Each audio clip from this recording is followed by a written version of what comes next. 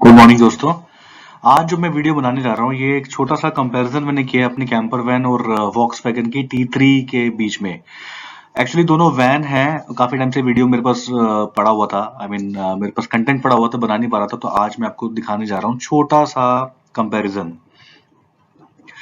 जो T3 है Volkswagen की गाड़ी है, वो जर्मन मेड है और हमारी जो टाटा की वेंचर है वो टाटा ने बनाई है। अब सवाल आता है कौन बेहतर है।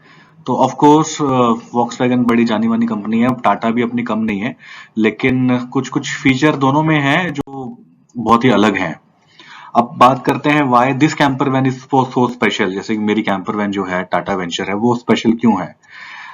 मजाक कर रहा हूँ दोस्तों, क्योंकि लगता तो मुझे यही है कि कोई भी देखता सड़क पे एक्सयूवी वाला तो हमें हड़का देता है, कहता है चल साइड हो। खैर, इसके फायदे भी है काफी। अब अगर हम बात करें तो दोनों के कंपैरिजन में, एक ये जो T3 है ना, ये दोनों में और टाटा वेंचर में दोनों में समानताएं काफी सारी हैं। अलग अलग देशों में इसे अलग अलग नामों से जाना जाता है। जैसे ऑस्ट्रेलिया में इसे कॉम्बी भी बोलते हैं, यूके में T525 बोलते हैं, और काफी कुछ और भी नाम है इसके अलग अलग कंट्रीज में जो अभी मुझे नहीं पता। अब समानताओं की बात करें तो दोनों में सिमिलरिटीज हैं, दोनों में ही तीन तीन दरवाजे हैं, और भी समानताएं हैं लेकिन हम उसको आगे डिस्कस करेंगे कंपैरिजन बनाकर। अब सवाल आता है कि टाटा ने हमारे जो टाटा वेंचर है उसको जारी क्यों नहीं रखा। अभी आपको पता ही होगा कि वो गाड़ी अवेलेबल है नहीं है टाटा के शोरूम में। इसका एक कारण हो सकता है कि इसकी मांग काफी कम थी जब इन्होंने लॉन्च किया था। दूसरा कारण जो मुझे लगता है वो सुरक्षा की कमी।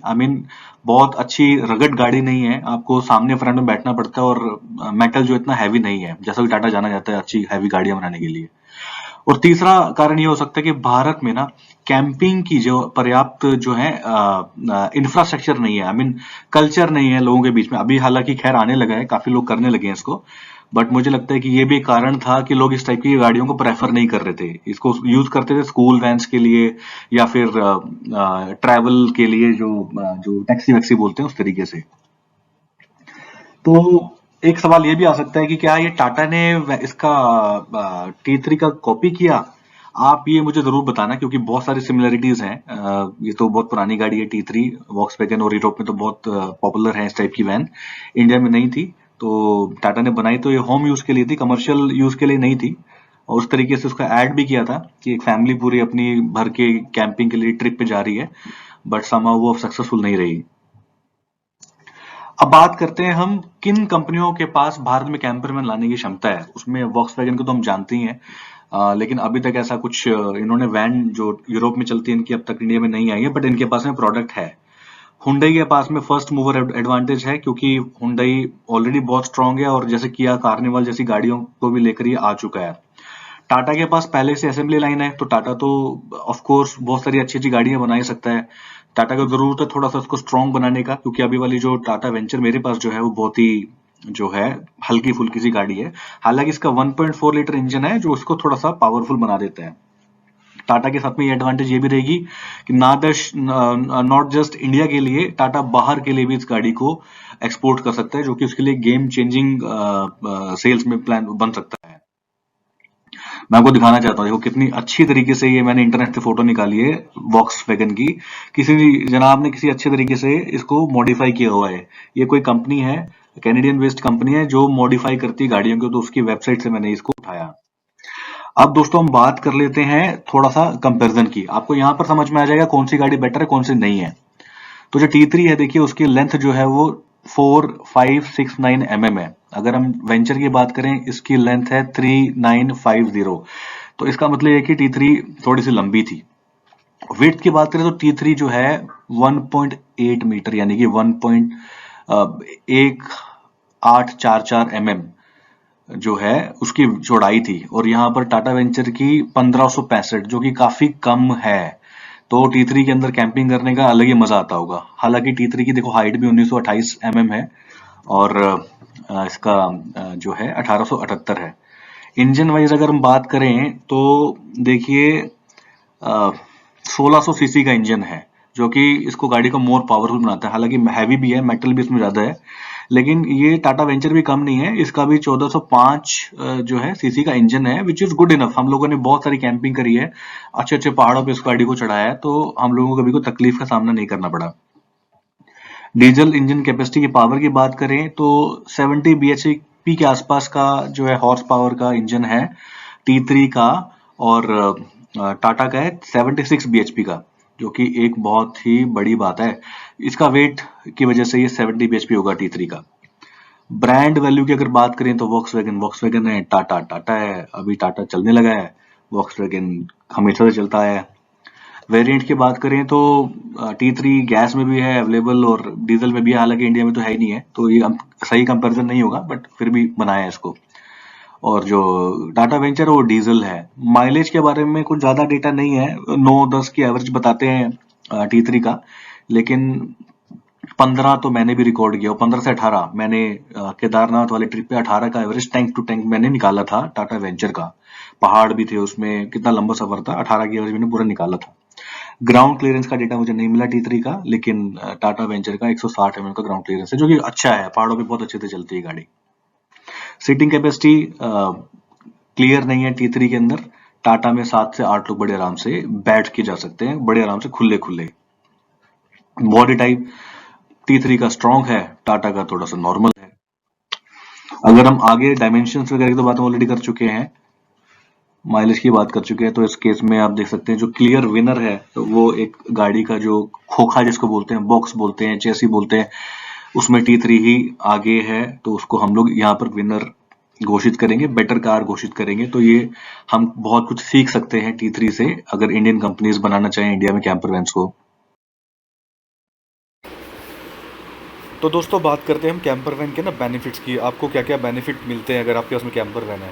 नंबर 1 तो देखो होता है यूटिलिटी। यूटिलिटी में क्या होता है कि जैसे इंडिया में ना बड़ी बड़ी फैमिलीज होती थी पहले, अब तो काफ़ी कम होने लगी हैं, लेकिन फिर भी ना एक बड़ी गाड़ी होने के बहुत सारे बेनिफिट है। आप काफ़ी सारे लोग एक साथ बैठ के ट्रैवल कर सकते हो, कुछ सामान वगैरह भी आप अपना थोड़ा ज़्यादा डाल सकते हो, तो ये सब बेनिफिट्स होते हैं। दूसरा कैंपर वैन का ना बेनिफिट ये है कि आपको पार्किंग स्पेस बहुत ज़्यादा नहीं चाहिए होता है अगर आप इसे कंपेयर करो कैरावैन से। तो कैरावैन बहुत बल्कि होती है और उसको बहुत ज़्यादा ना स्पेस चाहिए होता है, तो ये गाड़ी की तरह कहीं भी पार्क हो जाती है। उसके अलावा अगर हम बात करें आपको और बेनिफिट्स क्या होते हैं, उनमें आ जाता है आपका मेंटेनेंस का इशू। क्या होता है कि जो मेंटेनेंस होती है ना वो कैरावैन की बहुत ज़्यादा होती है। हम यहाँ कंपैरिजन कैरावैन और कैंपर वैन का कर रहे हैं, तो वो एक बड़ा इशू है। ये गाड़ी की तरह होती है और मेंटेनेंस काफ़ी कम होता है। अब एक सबसे बड़ा एलिमेंट आ जाता है दोस्तों कोस्ट का। अगर हम कोस्ट की बात करेंगे तो देखो कैरावैन की जो कोस्टिंग है वो बहुत ही कम होती, ज़्यादा होती है compare to camper van. Camper van is just like आपकी नॉर्मल गाड़ी। अगर हम बात करें जैसे कैंपर वैन को अगर आप कन्वर्ट करना चाहें तो 10-12 लाख रुपए की ना कोस्ट आ जाती है टॉप मॉडल की अगर हम बात करें। यहीं अगर हम टेम्पो ट्रैवलर या किसी बड़ी उसकी बात करते हैं तो वो बहुत एक्सपेंसिव पड़ जाता है। ऑलमोस्ट 20-25 लाख का तो व्हीकल होता है, उसके बाद में आप उसको मॉडिफाई करवाते हो, उसके एक्सपेंसेस अलग होते हैं। तो ये एक इम्पॉर्टेंट एलिमेंट है वैल्यू, मतलब कोस्ट आपकी कैंपर वैन में बहुत लगती है, ये एक बहुत अच्छा बेनिफिट है आपको। उसके अलावा एक रीचेबिलिटी भी एक जो है बेनिफिट होता है। आप कैंपर वैन हो जो कि साइज़ में छोटी होती है कैरावैन के कंपैरिजन में, आप कहीं पर भी जा सकते हो, पहाड़ों में बहुत जगह जा सकते हो। तो ये बेनिफिट तो मैंने खुद ही पर्सनली फेस किया। हम कहाँ कहाँ जॉर्ज एवरेस्ट आपने वीडियो देखे होंगे अगर पीछे, केदारनाथ और मुक्तेश्वर, बहुत सारी जगह हम लोग घूम चुके हैं, तो हम लोगों को काफ़ी आसान रहता है ये। और इसका ना एक और बेनिफिट रहता है कि ना इसकी कॉस्ट जो होती है वो काफ़ी चीप रहती है, चीप और मॉडिफिकेशन कॉस्ट भी बहुत सस्ती रहती है।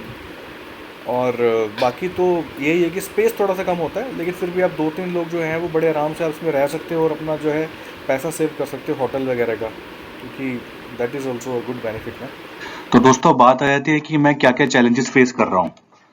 देखो वैसे तो मेजरली स्पेयर पार्ट्स का इशू आता है, अभी तक हालांकि इतना कुछ बड़ा प्रॉब्लम आया नहीं है, लेकिन किसी बच्चे ने पिछली बार ग्लास तोड़ दिया था, तो ग्लास ढूंढने के लिए मुझे बड़ी प्रॉब्लम फेस करनी पड़ी। हालांकि मायापुरी में जाकर इसका सोल्यूशन मिल जाता है। दूसरा, टाटा के जो सर्विस सेंटर के बहुत इश्यूज हैं। हल्द्वानी में हम लोगों ने कुछ काम करवाया था टेक्नीशियन से, जो कि बहुत बुरा था, मजा नहीं आया। जो जिस तरीके से उन्होंने टाइम लिया, जिस तरीके से पैसा लिया, और जो सर्विस करके दी उन्होंने, गियर का बेसिकली वायर था, अच्छे से चेंज नहीं किया। तो टाटा के सर्विस सेंटर में ना हर तरफ आपको प्रॉब्लम सुनने को मिलेगा ही मिलेगा, तो वो प्रॉब्लम हम लोग भी फेस कर रहे हैं। Drive quality compare to other modern cars, तो इसका ना जो गियर बॉक्स है वो अच्छा नहीं है। उस मजा नहीं आता है। जैसे ऑफ कोर्स हम उसको देखो कंपेयर भी नहीं कर सकते हैं, लेकिन ड्राइव क्वालिटी में कई बार मजा नहीं आता। लॉन्ग ड्राइव में मान लो 400 किलोमीटर 600 किलोमीटर ड्राइव हो तो आपको ना थोड़ा सा मजा नहीं आता है।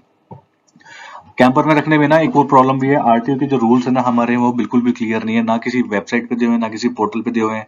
आप इनकी जो वेबसाइट पे जो कॉन्टेक्ट नंबर है वहां भी कॉल करके आप पूछोगे, पता करोगे तो बिल्कुल ना, ये एक ऐसा सेक्टर है जो बिल्कुल ही ना अंधेरे में चल रहा है, किसी को कुछ नहीं पता, बस जहाँ चालान काट दिया अपनी मर्जी से वहां पर सब रूल्स इनके आ जाते हैं। वरना मतलब बहुत ही डिफिकल्ट चीज है ये, एक चैलेंजेस हम लोग फेस करते हैं।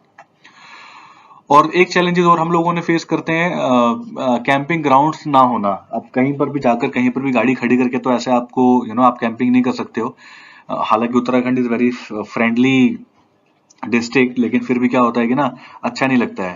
तो यही है कि सरकारों से हमें रिक्वेस्ट करना चाहिए कि हमारे को कैंपिंग जो है ना स्पॉट या फिर पार्क इनको बनाना चाहिए, जैसे कनाडा में और अदर यूरोपियन कंट्रीज वगैरह में रहते हैं।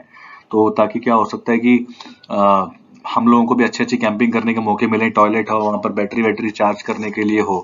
तो ये होना चाहिए, एक क्लैरिटी ऑफ लॉज में भी होना चाहिए, है ना। और बेसिक एमेनिटीज जैसे टॉयलेट वगैरह वो तो वैसे भी नहीं होते हैं, लेकिन रिक्वेस्ट यही है कि गवर्नमेंट से कि ये होना चाहिए, टॉयलेट, इलेक्ट्रिसिटी, सिक्योरिटी सब चीजें होनी चाहिए, बहुत जरूरी है ये। और एक इशू और हम चैलेंजेस फेस करते हैं, जैसे जो जो लोग एसयूवी चलाते हैं, बड़ी बड़ी एसयूवी चलाते हैं, और वो लोग हम लोगों को जो कैंपर वैन्स में देखते हैं ना, वो हमें यार थोड़ा सा ना मतलब गलत नजर से देखते हैं। गलत नजर से इन द सेंस कि थोड़ा सा कि गरीब या भिखारी, जैसे गाड़ी चला रहे हैं तो साइड में से धक्का कर देंगे, कि साइड में आपको फोर्स करेंगे उनको निकलने तो पहले, और तुम्हारी कुछ औकात नहीं है। तो वो एक गलत तरीके से जो है ना एक मैसेज जाता है। जैसे अभी मेरे पास भी 2 कार्स हैं, लेकिन कैंपर में जब मैं चलाता हूँ, मैं तो चलाता हूँ अच्छे से चलाता हूँ, एंजॉय के लिए चलाता हूँ, मुझे लोगों से क्या करना है। लेकिन थोड़ा सा क्या होता है कि ये चीज मैंने नोटिस करी है, लोग आंख निकाल कर देखते हैं, तो वो अच्छी बात नहीं है। और अब बात करते हैं दोस्तों कुछ लोगों की जिन्होंने इस कैंपर वैन और कैरावैन्स में जो है ना इनोवेशन लाया, और उनको हमें ना बिल्कुल थैंक्स बोलना चाहिए। तो सबसे पहले तो मैं नाम लूंगा रजत जी का, जो कैरावैन भारत से हैं। इन्होंने इतना इनोवेशन किया, पूरी फैमिली के साथ में पूरे भारत में ट्रैवल करते हैं। इनका भी यूट्यूब चैनल है, आप देख सकते हैं। और बड़े ही जो बोलते हैं ना साफ सुथरे और बड़े ही ना क्लियर वीडियोस बनाते हैं, अब देख के ना बड़ा मजा आता है अगर टाइम हो आपके पास में तो। ये है सैम भाई साहब, राइडिंग विद पीस से। इन्होंने भी बड़ा इनोवेशन किया, इन्होंने भी एक छोटी सी कैंपर वैन इको की रखी थी, उसमें काफी मॉडिफिकेशन, सुंदर सुंदर मॉडिफिकेशन किए, बहुत अच्छी अच्छी लोकेशन पर गए, और बहुत अच्छे से इन्होंने वीडियो बनाए। अभी भी ट्रैवल करते रहते हैं, ये ट्रैवल के बहुत ही शौकीन है, तो मैं भी इनको बड़ा लाइक करता हूँ। और इंडियन फर्स्ट इंडियन कैंपर को तो कैसे भूल सकते हैं। और ये भाई साहब तो मतलब नेक्स्ट लेवल का जो है ना इनोवेशन करते हैं। आई थिंक इन्होंने तो प्रोफेशन ही बना लिया, बहुत अच्छी अच्छी गाड़ियां मॉडिफाई करते हैं, और मैं इनसे भी काफी इंस्पायर्ड रहता हूँ। और ये है जी, अभी इनसे रिसेंटली हम लोग मिले हैं, ये कैंपिंग सूत्रा है। इनके पास में एक फॉर्च्यूनर है, उन्होंने उसी को अपना घर बनाया हुआ है, कैंपर मैन बनाया हुआ है। और बहुत अच्छे इनोवेशन ये भी करते जा रहे हैं, काफी अच्छे वीडियोस बना रहे हैं। और इनका भी काफी मुझे लगता है कि यूट्यूबिंग करियर काफी ग्रोइंग है। मुझे मिले थे अभी पीछे नीलकंठ टेम्पल ऋषिकेश के पास में मिले थे, तो ये फोटो हमने वहां से लिया। तो इनको भी थैंक्स बोलना चाहिए हमें, और ऑफ कोर्स मेरा नाम भी इसमें मैं डाल देता हूँ। और अब आगे चलते हैं, बात करते हैं what should Tata learn from international players, मतलब टाटा को क्या जरूरत है सीखने की और लोगों से। तो एक तो सबसे इंपॉर्टेंट है कि देखो टाटा इतना बड़ा कंट्री है हमारा, और टाटा इतना बड़ा ऑटोमोबाइल मैन्युफैक्चरर है, तो टाटा को ये फर्स्ट मूवर एडवांटेज मिल जाती है। यूरोप में आप देखोगे या अदर कंट्रीज देखोगे, लोग देखोगे ना, लोगों के पास में ना कैरावैन होते हैं और कैंपर वैन होते हैं, वो शौक के लिए उसको रखते हैं अपने पास में, ताकि फैमिली ट्रिप्स में इकट्ठे जा सकें। इंडिया में आई थिंक ये फ्यूचर आएगा, बड़ी जल्दी आएगा, तो टाटा के लिए बड़ी एडवांटेज है इस तरह की अच्छी अच्छी गाड़ियां बनाए, लोगों के मल्टीपर्पज जो है ना सोल्व हो जाए। किसी को ऑफिस जाना तो ऑफिस ले जाए, काम करना है तो काम करना है, फैमिली के साथ में जाना हो तो फैमिली के साथ में भी चले जाएं। तो ये बहुत इंपॉर्टेंट है, टाटा को ये चीज समझनी चाहिए। प्राइस कॉम्पिटिटिवनेस तो ये टाटा के पास में हमेशा से रहता है। ये टाटा की गाड़ियां आजकल तो इतनी चीप नहीं है, लेकिन अगर कंपेयर करोगे आप टोयोटा से या अदर इंटरनेशनल ब्रांड से, तो टाटा के पास में एडवांटेज है। और टाटा की गाड़ियां बहुत दबा के बिकेंगी अगर ये कॉम्पिटिटिवनेस रहती है तो। टाटा का जो नेटवर्क है वो बहुत बड़ा है, बट टाटा को जो ना अपनी सर्विसेज को इम्प्रूव करने की सख्त जरूरत है।